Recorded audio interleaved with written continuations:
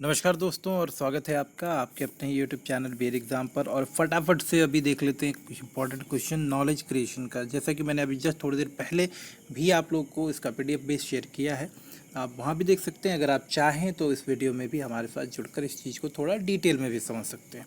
तो देखिए दोस्तों, नॉलेज क्रिएशन के प्रोसेस को समझते हैं। यहाँ पे नोट्स आपको इंग्लिश में मिलेगा, हिंदी कंटेंट लिए आपको मैं नेक्स्ट वीडियो शेयर कर रहा हूँ। नॉलेज क्रिएशन प्रोसेस क्या होता है? Knowledge creation refers to the continuous combination, transfer and conversion of different kinds of knowledge. This occurs as user interact, practice and learn.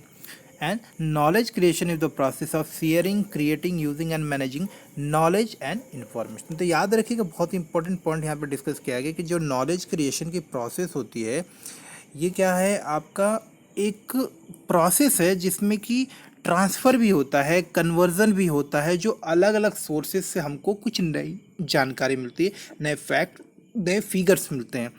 In this process हम क्या करते हैं? इंटरैक्ट करते हैं। इन दिस प्रोसेस हम प्रैक्टिस करते हैं। In this process हम अपने जो भी नॉलेज है, जो स्किल्स है, जो भी चीज़ें हमको तुरंत अभी पता चली हैं, हम दूसरे के साथ में शेयर भी करते हैं। सो knowledge creation is the process of sharing, creating, using and managing knowledge and information. Most importantly, it is a multidisciplinary approach to make the best use of knowledge or information. तो knowledge creation क्या है? ये एक process है जिसमें कि हमने आज तक जो भी या अभी जो भी हमारे पास नॉलेज है, जो एक्सपीरियंस है, जो अलग अलग रिसोर्सेज से हमको नॉलेज मिली है, उसका हम लोग बेस्ट यूज़ करते हैं। नॉलेज क्रिएशन का मतलब ये नहीं होता कि सिर्फ आप नॉलेज इकट्ठा कर रहे हैं, बल्कि आप उस नॉलेज का इस्तेमाल करना भी सीख रहे हैं। How you can use that created knowledge in different aspects, different situation. Knowledge creation is the formation of new notion and concept. मतलब नॉलेज क्रिएशन से आप क्या करते हैं? एक नई बात सोच सकते हैं, नई जानकारी, कुछ क्रिएटिव कर सकते हैं, कुछ समथिंग डिफरेंट कर सकते हैं। This occurs through interaction between explicit and tacit knowledge in the mind. तो देखिए, एक्सप्लिसिट नॉलेज और टेसिट नॉलेज, इन दोनों तरह की नॉलेज जो हमारे पास होती है, हम उसके कॉम्बिनेशन से जो है नया नया नॉलेज क्रिएट करते हैं। Explicit knowledge is the information that is searchable and easy to find. User can collaborate regarding the values and use of this type of explicit. देखिए, एक्सप्लिसिट नॉलेज की अगर हम लोग बात करते हैं तो ये क्या है? जो आसानी से आपको मिल जाता है। आपसे कोई पूछा जाए कि भारत की राजधानी क्या है, तो आप आसानी से ढूंढ सकते हैं कि भारत की राजधानी क्या है, दिल्ली।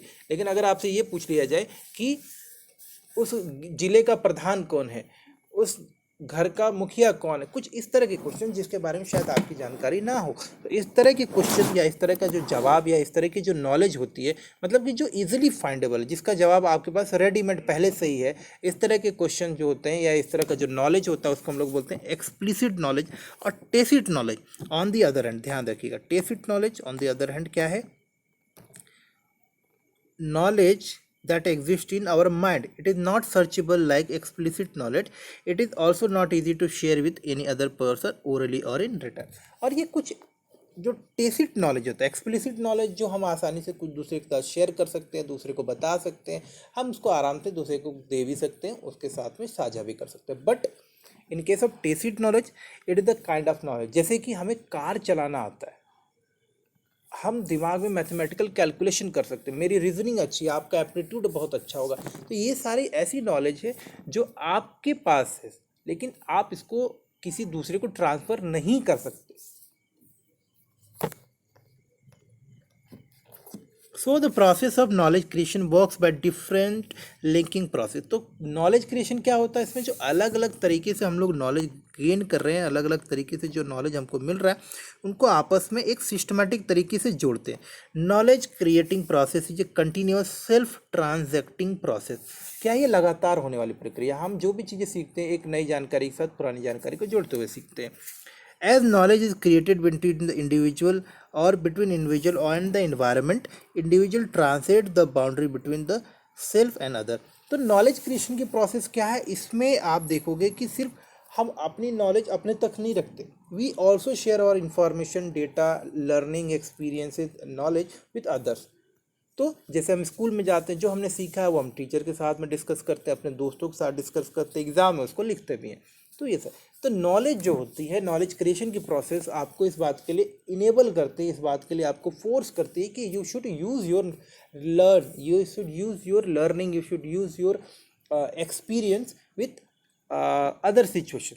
तो वो भी आप करते हैं। नॉलेज क्रिएशन के लिए आपको SECI मॉडल का ध्यान है। SEI का मतलब सोशलाइजेशन, एक्सटर्नलाइजेशन, कॉम्बिनेशन एंड इंटरनलाइजेशन। तो एक एक करके देखते हैं कि ये आज चीज़ें क्या। सोशलाइजेशन मतलब कि यहाँ पे देखिएगा, सोशलाइजेशन मतलब this is the process that focuses on tacit knowledge linking. Tacit knowledge goes beyond the boundaries and new knowledge is created by using the process of interaction, observing, discussing, analyzing, spending time together or living in the same environment. The socialization is also known as converting. क्या है? converting new knowledge through shared experiences. तो organisation यानी कि इसमें हम लोग क्या करते हैं, ऑर्गेनाइजेशन में gain new knowledge from the outside. अब इसमें हम लोग इस बात का ध्यान रखेंगे जो स्टेप है हमारा सोशलाइजेशन के बाद में, ऑर्गेनाइजेशन गेन न्यू। अब आप क्या करते हैं यहाँ पर कि जैसे आपके पास में आप एक कंपनी है या आप एक व्यक्ति हैं, तो आप क्या करते हैं, नई नई नॉलेज अलग अलग रिसोर्सेज से आपको मिलता है। सो इसमें हम लोग क्या करते हैं, हम जो नॉलेज है कहीं से भी ले सकते हैं, किसी भी सोर्सेज से ले सकते हैं, डिफरेंट सोर्सेज से ले सकते हैं। तो सोशलाइजेशन का मतलब होता है कि you are getting information from different sources. Externalisation, देखिए एक्सटर्नलाइजेशन में क्या करते हैं, this process focuses on tacit to explicit knowledge linking. ये जो आपकी ऐसी नॉलेज है सबको पता है, यानी कि इजीली एक्सेसिबल नॉलेज को हम लोग ऐसे नॉलेज के साथ जोड़ने का काम करते हैं जो हमारे सिर्फ दिमाग में है। So it is the process of linking tacit knowledge with explicit knowledge. It helps in creating new knowledge as tacit knowledge comes out of its boundary. तो ऐसी नॉलेज जो सिर्फ हमारे दिमाग में है उसको हम अब इस्तेमाल करना शुरू करते हैं with that kind of knowledge which can be easily shared और which can be easily expressed. तो this process we can say that knowledge is crystallise. तो जो हमने सीखा है, जो हमारे दिमाग में, सब चीज़ों को कंबाइन करके एक नया फॉर्म देते हैं नॉलेज का, जिसको कि हम बता सकते, सुना सकते हैं, यूज़ कर सकते हैं। The process of externalisation is often driven by metaphor, analogy and models.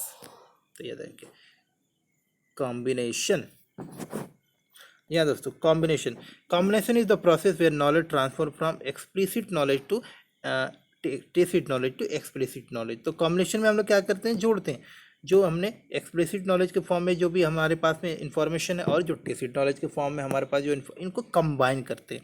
और फिर इसकी यूज से हम लोग बहुत सारे स्टैटिस्टिकल नॉलेज गेन कर सकते हैं, मैथमेटिकल फार्मूलास याद कर सकते हैं, मैथमेटिक क्वेश्चन सॉल्व कर सकते हैं, ग्राफ बना सकते हैं, चार्ट बना सकते हैं, बहुत सारे डेटा के बीच में हम लोग डिफरेंस कर सकते हैं। ये सारे एग्जाम्पल्स हैं आपके कॉम्बिनेशन के, ये स्टेप्स हैं दोस्तों जो नॉलेज क्रिएशन के होते हैं।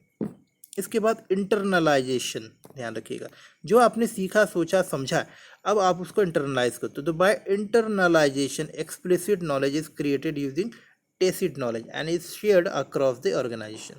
When this tacit knowledge is read or practiced by individual, then it broadens the learning spiral of the knowledge creation. तो ध्यान रखिए, जब हम जो चीज़ें सीख रहे हैं उसका बराबर बार बार इस्तेमाल करते हैं, खूब सारा इस्तेमाल करते हैं, तो उससे हमारी लर्निंग बढ़ती है और हमारे नॉलेज का बेस भी बढ़ता है।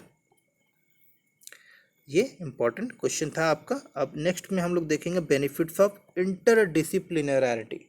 तो देखेंगे यहाँ पे